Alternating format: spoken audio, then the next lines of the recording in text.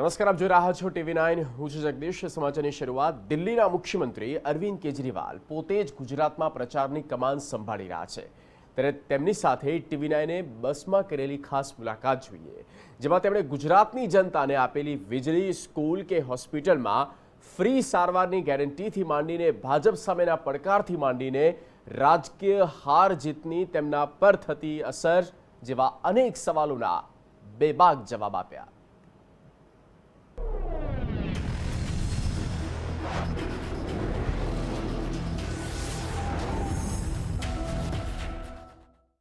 TV9 Bharatvarsh के इस hi tech चुनावी बस में एक बहुत हाई प्रोफाइल लेकिन बहुत डाउन टू अर्थ अपने आप को रखने वाला नेता हमारे साथ यहाँ मौजूद है।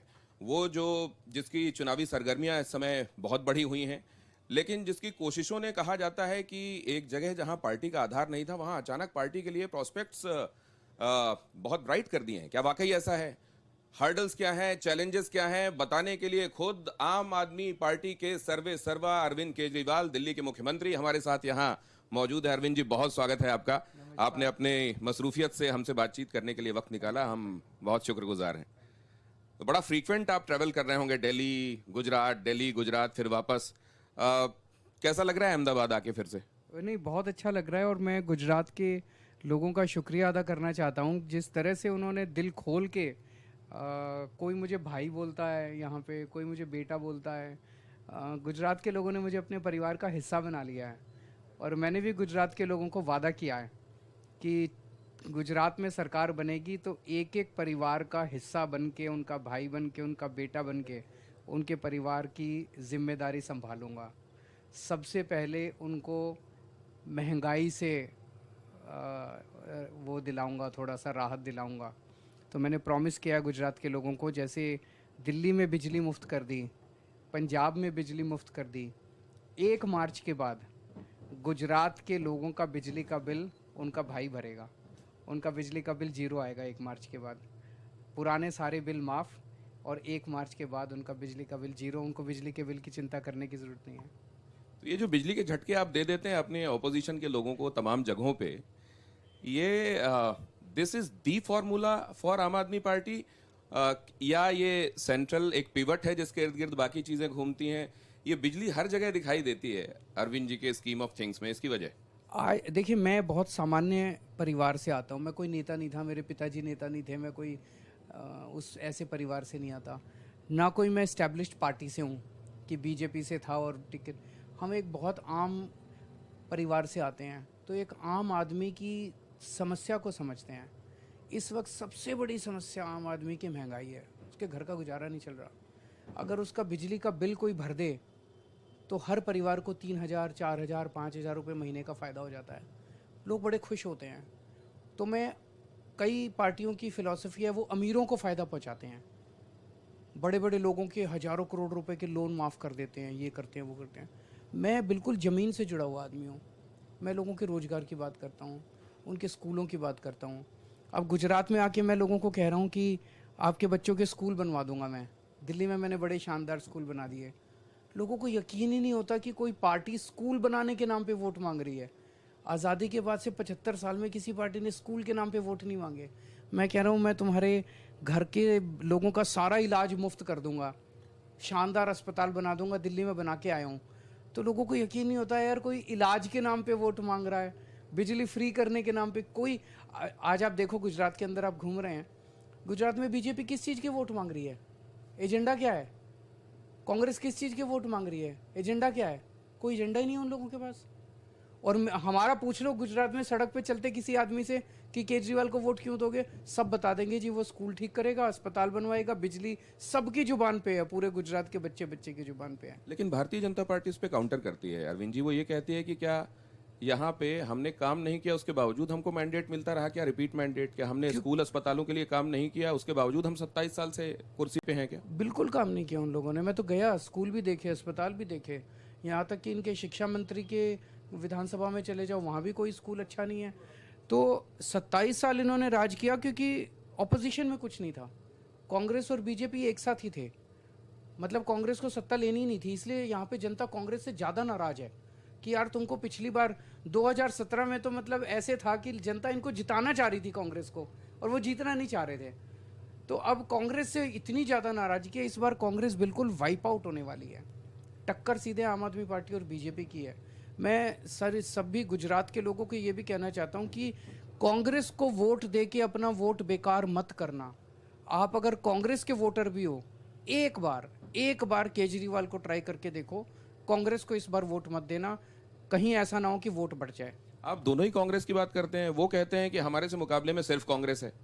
आप कह रहे हैं, और आप लिख कर भी जो देते हैं, अभी मेरे पास भी अगर कागज होगा तो आपसे भविष्यवाणी जरूर करवाऊंगा मैं, कि आप भी उसकी 5 सीटें लिखते हैं कागज में, लेकिन आम आदमी पार्टी की नहीं लिखते, बीजेपी की नहीं लिखते। कांग्रेस इतनी टॉक्ड अबाउट क्यों है? बीजेपी में भी, आम आदमी पार्टी में भी, और आप कहते हैं कांग्रेस कहीं नहीं है। बीजेपी के तो खैर उनका भाई बहन का रिश्ता है, पति पत्नी का रिश्ता है, क्या रिश्ता है बीजेपी और कांग्रेस का। तो वो तो बीजेपी तो चाहती है कि कांग्रेस ही रहे, दूसरे आम आदमी पार्टी ना आए। आम आदमी पार्टी उनको अच्छी टक्कर देती है।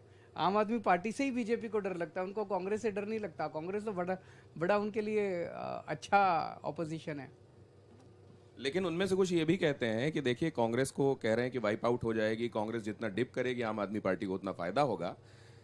लेकिन कोई बड़ी बात नहीं होगी कि अरविंद जी पोस्ट पोल सिनेरियो में कांग्रेस के साथ अगर जरूरत पड़े तो मिलकर सरकार बनाने की भी सोचें।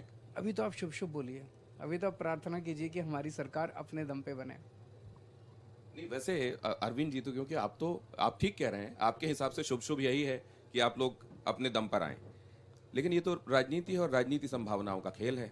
आपके लिए एक नौबत वो थी जहां आपने कसम खा के कहा था कि मैं कांग्रेस के साथ कभी नहीं जाऊंगा, और लोगों ने उसको बिल्कुल उसी तरीके से लिया था कि जिसके खिलाफ लड़कर अरविंद जी यहां तक आए हैं उसके साथ तो सरकार नहीं बनाएंगे। लेकिन देखिए, राजनीति ने वो दिन दिखाया कि आप उनके साथ हाथ मिलाकर गए। मैं तो जनता से पूछा था, आपको याद होगा दिल्ली के चुनाव के बाद मैं बिल्कुल भी उनके साथ नहीं जाना चाह रहा था। फिर दिल्ली के अंदर हमने गली गली में जाके जनता के साथ वो की मीटिंग्स की।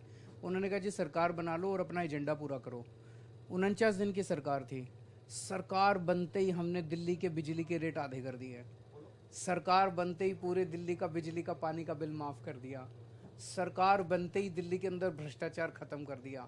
वो 49 दिन के अंदर जो एक तरह से रोमांटिसिज्म हुआ ना हमारी सरकार का, लोगों को लगा नहीं यार ये, वो लोग कहते थे वो अनिल कपूर वाला स्टाइल है, जैसे अनिल कपूर की वो आई थी नायक फिल्म।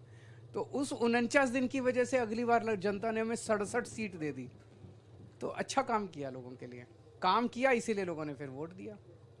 अभी जैसे हम अहमदाबाद की सड़कों में घूम रहे हैं इस समय, क्या फील आता है जब आप दिल्ली में होते हैं और जब आप अहमदाबाद में होते हैं, फीलिंग के लेवल पे? क्योंकि आप बहुत फ्रीक्वेंट ट्रैवल कर रहे हैं तो कंपैरिजन भी बहुत जल्दी जल्दी कर पा रहे होंगे आप, डेवलपमेंट पैरामीटर्स पे, आबो हवा पे, क्या महसूस करते हैं आप? देखिए, दिल्ली के अंदर हमें 7 साल मिले। 7 साल में हमारे कट्टर दुश्मन भी मानते हैं, स्कूल बड़े अच्छे कर दिए, अस्पताल बड़े अच्छे कर दिए, मोहल्ला क्लिनिक बना दिए। अब लोगों को अपने बच्चों की पढ़ाई की चिंता नहीं है। शिक्षा के ऊपर दिल्ली में पैसे नहीं खर्चने पड़ते। बहुत लोग अपने बच्चों को प्राइवेट से निकाल के सरकारी स्कूल में भर्ती करा रहे हैं जहाँ सब कुछ फ्री है। अस्पताल इतने अच्छे कर दिए जहाँ सब कुछ फ्री है, दवाइयाँ, टेस्ट, डॉक्टर, ऑपरेशन सब फ्री है। तो लोगों को दवाइयों का खर्चा बच गया, मोहल्ला क्लिनिक बना दिए, बिजली का खर्चा बच गया। तो दिल्ली के अंदर जो हमने काम किया 7 साल में, 27 साल में क्या गुजरात में नहीं हो सकता था? गुजरात में बुरा हाल है सड़कों। आप गए हो एक शहर से दूसरे शहर? जी, मैं ट्रैवल किया है। कितना बुरा हाल है सड़कों का यार। मतलब गूगल मैप अगर आपको 45 मिनट्स दिखाता है तो आप 4 घंटे से कम में नहीं पहुंच सकते।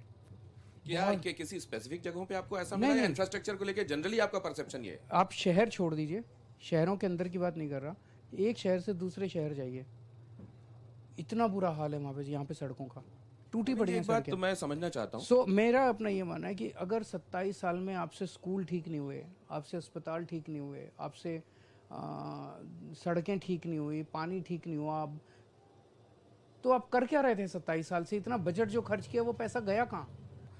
आइए आपसे बात करते हुए जरा ऊपर भी चलते हैं।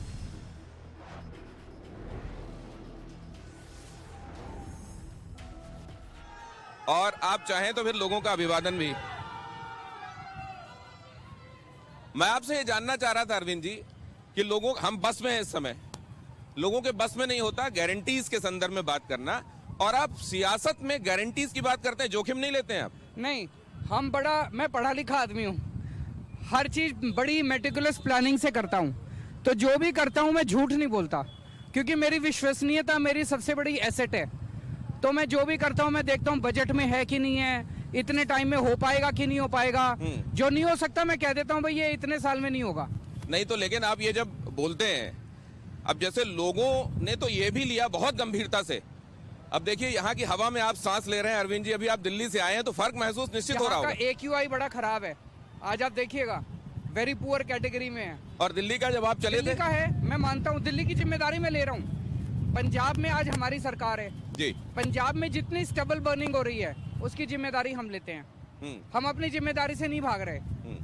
मैंने यही कहा है कि 1 साल दे दो, अभी नई नई सरकार आई है, अगले साल तक इसको काफी कम कर देंगे। वो तो ये सोच रहे हैं कि ये वो अरविंद केजरीवाल हैं जो हमारे लिए ऑड इवन के तहत कोशिश कर रहे थे। हमारे लिए इन्होंने जगह जगह स्प्रिंकलर लगाए और तब ये लगता था कि पराली के संदर्भ में जब ये बोलते हैं देखो ये लिक्विड डालोगे पराली वाली समस्या नहीं रहेगी, सबको बताया था उन्होंने। अब तो आ गई सरकार, इस बार शुद्ध हवा मिलेगी और वो हुआ नहीं अरविंद 1 जी। साल दे दो, अभी 6 महीने भी नहीं हुए, बहुत कॉम्प्लेक्स समस्या है।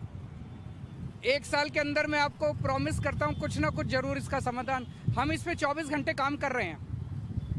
ये आपके लिए एक निश्चित रूप से चैलेंज इसलिए भी होगा अरविंद चैलेंज जी, है। क्योंकि आप भी वहीं सांस लेते हैं, चैलेंज है, आप बिल्कुल भी है। वहीं सांस ले रहे हैं, आपको खुद भी जाहिर है वहां रह के काम करना है।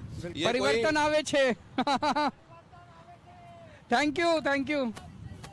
तो ये जो आपको आप कह रहे हैं कि गांव में, छोटे शहरों में, तमाम जगहों पर, और आपने बेसिकली आपने दिल्ली में किए हुए कामों को लोगों के आगे रखा, बिल्कुल। पंजाब में, और लोगों ने ऐसे नहीं माना। सोशल मीडिया, बहुत लोग दिल्ली होके आए हैं, गुजरात के देख के आए हैं, और तब कहते हैं यार हम दिल्ली के केजरीवाल के अस्पताल देख के आए हैं, दिल्ली में केजरीवाल के स्कूल देख के आए हैं, बहुत शानदार कर दिए। हम चाहते हैं कि गुजरात में भी ऐसे ही हो। अरविंद जी आपने न सिर्फ वक्त निकाला, बड़ी बेबाकी से हमारे सवालों का जवाब दिया, लगभग हर विषय पर अपनी बात रखी। बहुत धन्यवाद। Thank you. और आपका ये स्टाइल पसंद आया मुझे। बहुत thank you so much TV9, thank you. और TV9 भारतवर्ष पर आने के लिए, हमारे दर्शकों से मुखातिब होने के लिए आपका बहुत शुक्रिया, और हमारे TV9 भारतवर्ष के दर्शकों की तरफ से आपको धन्यवाद और शुभकामनाएं। Thank you. तो ये थे अरविंद केजरीवाल, अहमदाबाद में घूमते हुए, यहाँ की फिजाओं को टटोलते हुए, हवा में क्या तैर रहा है और उनकी पारखी निगाहें क्या देख रही हैं। और राजनेता हैं तो जाहिर है बहुत कुछ ऐसा भी है जो परखा है लेकिन दिल में है, अभी कितना जुबान पर आया है, उसके बीच में सच्चाई क्या है, ये फैसला आप लोग कीजिएगा। बहुत धन्यवाद आप सभी दर्शकों का हमारे साथ जुड़ने के लिए। लेकिन ये बस पूरे गुजरात में अभी भ्रमण करती रहेगी और हर जगह से वहां का चुनावी थर्मामीटर क्या है वो आप तक पहुंचाती रहेगी। बहुत शुक्रिया आप लोगों का।